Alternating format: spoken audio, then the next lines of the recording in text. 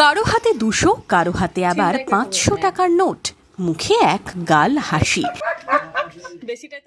এমনই ছবি হরিহরপাড়ার মহিলাদের। অন্নপূর্ণা ভান্ডারের টাকা ঢুকেছে অ্যাকাউন্টে, তাতেই যেন উৎসবের মেজাজ।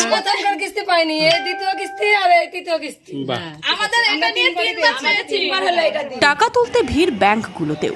রাজ্যের সরকার বদল হতেই প্রতিশ্রুতি মতো জুন মাস থেকেই শুরু হয়েছে অন্নপূর্ণা ভান্ডার। 17ই আগস্ট থেকে ঢুকতে শুরু করেছে টাকা। কেউ পেয়েছেন 3 বার, কেউ 2 বার।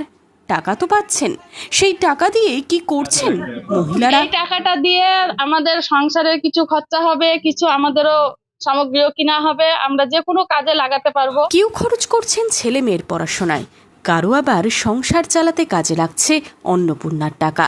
আমার ছেলের প্রাইভেট খরচ দেওয়া হচ্ছে, আমার সংসারে লাগছে, আমার ওষুধ কিনা হচ্ছে, আমার টাকাটা পেয়ে খুব উপকার হচ্ছে আমার। এই টাকাটা পেয়ে আমি খুবই খুশি। গরিব মানুষ, আমাদের সংসারে ছেলেপুলে শিক্ষার জন্য কাজে লাগবে, সংসারে অভাব দারিদ্র এর জন্য কাজে লাগবে।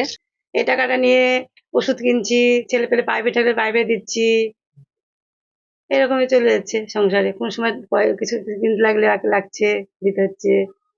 মুখ্যমন্ত্রী জানিয়েছেন 10ই জুলাই পর্যন্ত আবেদনকারীদের মধ্যে প্রায় 1,45,00,000 অ্যাকাউন্টে ঢুকবে অন্নপূর্ণা ভান্ডারের টাকা।